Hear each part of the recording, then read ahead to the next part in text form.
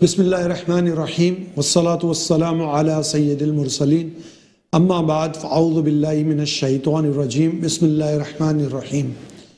نبی کریم صلی اللہ تعالی علیہ وآلہ وسلم کی بارگاہ میں جبریل امین حاضر ہوئے اور آپ نے کچھ اس طرح کے الفاظ کہے کہ جو شخص رمضان المبارک کو پائے اور پھر بھی اپنی مغفرت نہ فرما لے وہ ہلاک ہو جائے۔ نبی کریم صلی اللہ تعالی علیہ وسلم نے کہا آمین۔ دوسری بات ہوئی کہ جو شخص اپنے بوڑھے والدین کو پائے، یعنی بڑھاپے میں والدین کو پائے اور پھر بھی ان کی خدمت کر کے جنت نہ کما لے یا اپنی مغفرت نہ کما لے وہ بھی ہلاک ہو جائے۔ آپ صلی اللہ تعالی علیہ وسلم نے کہا آمین۔ اور تیسرا وہ شخص جس پر جس کے پاس نبی کریم صلی اللہ تعالی علیہ وسلم کا ذکر ہوا اور وہ نبی کریم صلی اللہ تعالی علیہ وسلم پر درود نہ بھیجے وہ بھی ہلاک ہو جائے۔ یہ کس قدر ڈرا دینے والی بات ہے، کس قدر ڈر والی بات ہے کہ ہم رمضان کو تو پائیں لیکن اپنی مغفرت نہ کروا لیں تو ہم ہلاک ہو جائیں۔ یعنی یہ مہینہ ایسا ہے کہ اس میں ہماری مغفرت ہم نے کروانی ہے۔ اللہ نہ کرے اگر ہم مغفرت سے رہ گئے، محروم رہ گئے تو ہمارا کیا بنے گا؟ اس پہ سوچنا چاہیے کہ اتنا مبارک مہینہ آیا، اتنا برکت والا مہینہ آیا، اتنا اللہ کی رحمت کا مہینہ آیا کہ مغفرت بڑھ رہی تھی، مغفرت کے پروانے بڑھ رہے تھے۔ اللہ عز و جل ہر گھڑی میں 10 لاکھ گناہ گاروں کو جہنم سے آزاد کر رہا ہے۔ افطار کے وقت لوگ جہنم سے آزاد ہو رہے ہیں، سحری کے وقت لوگ جہنم سے آزاد ہو رہے ہیں، کروڑوں لوگ جہنم سے آزاد ہو رہے ہیں، اور اللہ نہ کرے کوئی رہ جائے تو نبی کریم صلی اللہ تعالی علیہ وسلم کی آمین ہے کہ وہ ہلاک ہو جائے۔ ایسا برکت والا مہینہ ہے کہ اس میں ہمیں اپنی مغفرت کروانی ہے۔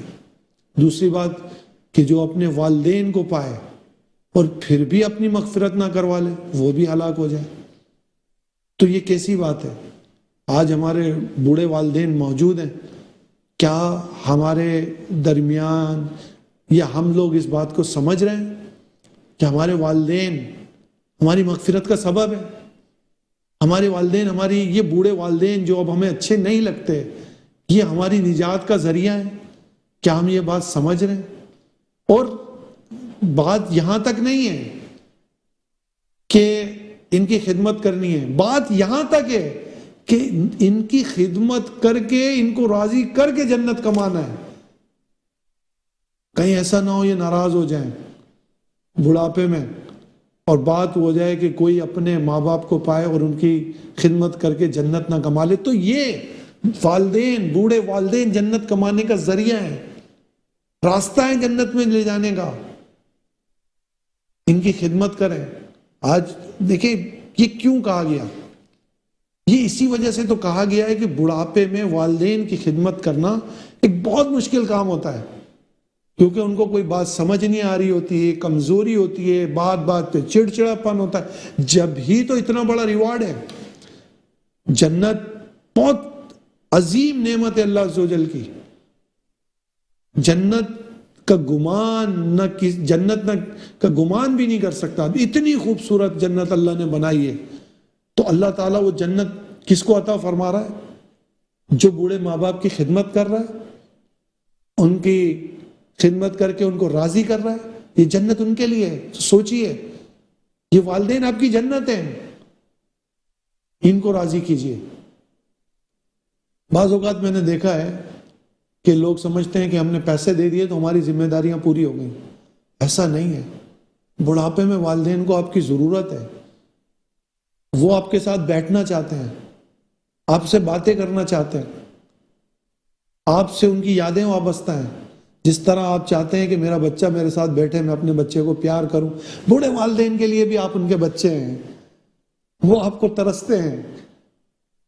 ہمارے پاس وقت نہیں ہوتا ان کے پاس بیٹھنے کا، جب ہم جاتے ہیں ان کے پاس بیٹھتے ہیں تو ہم اپنا موبائل لے کے بیٹھ جاتے ہیں، ہم موبائل سے کھیلنے لگ جاتے ہیں۔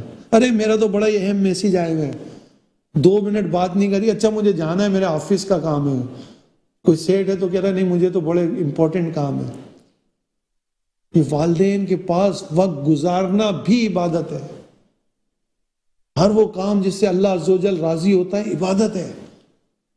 والدین کیسے راضی ہوں گے؟ والدین آپ کو کبھی نہیں کہیں گے کہ میرا بیٹا برباد ہو جائے، وہ ہمیشہ آپ کو دعا دیں گے، ہمیشہ آپ کو دعا دیں گے۔ ان کی خدمت کیجیے، ان کو راضی کیجیے۔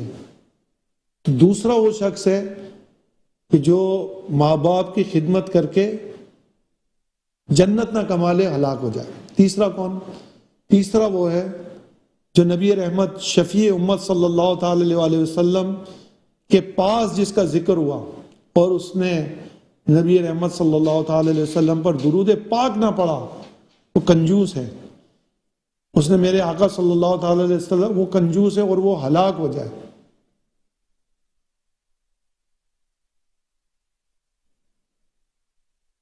یہ جو رمضان المبارک کا مہینہ ہے، یہ مغفرت کا مہینہ ہے۔ اس میں یہ کمر باندھ لیجئے کہ میں نے مغفرت کروانی ہے۔ اللہ کی بارگاہ میں گڑ گڑائیے، مولا اگر تو نے مجھے معاف نہیں کیا تو میں برباد ہو جاؤں گا، میں ہلاک ہو جاؤں گا، مجھے معاف کر دے مولا۔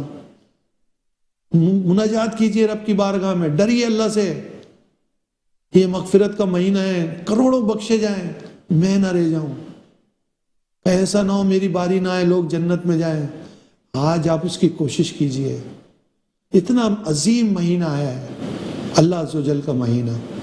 جب رمضان المبارک کا انعام ایسا ہے کہ اللہ تعالیٰ ان کو ایک خاص آنر دے گا، ایک خاص عزت دے گا کہ جب بروز محشر ان کو ایک خاص دروازے سے جنت میں لے جایا جائے گا، اور اس دروازے کا نام ہے باب الریان۔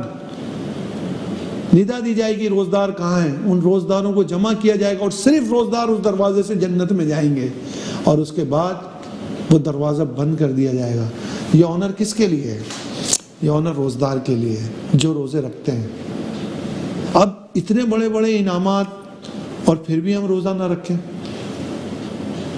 روزہ رکھنا، بلکہ روزہ رکھیں، بلکہ روزے کو بہت اچھی طریقے سے رکھیں۔ بزرگوں نے لکھا ہے کہ روزے کے 3 درجے ہوتے ہیں، یعنی 3 طرح سے لوگ روزہ رکھتے ہیں۔ ایک روزہ ہوتا ہے عوام کا روزہ، جو عوام رکھتی ہے، یعنی صرف روزہ رکھا، باقی جو معمولات زندگی ہیں وہ چل رہے ہیں، جھوٹ بھی چل رہا ہے، غیبت بھی چل رہی ہے، گالی گلوچ بھی چل رہی ہے، اور جو معمولات ہیں اس میں کوئی تبدیلی نہیں آئی۔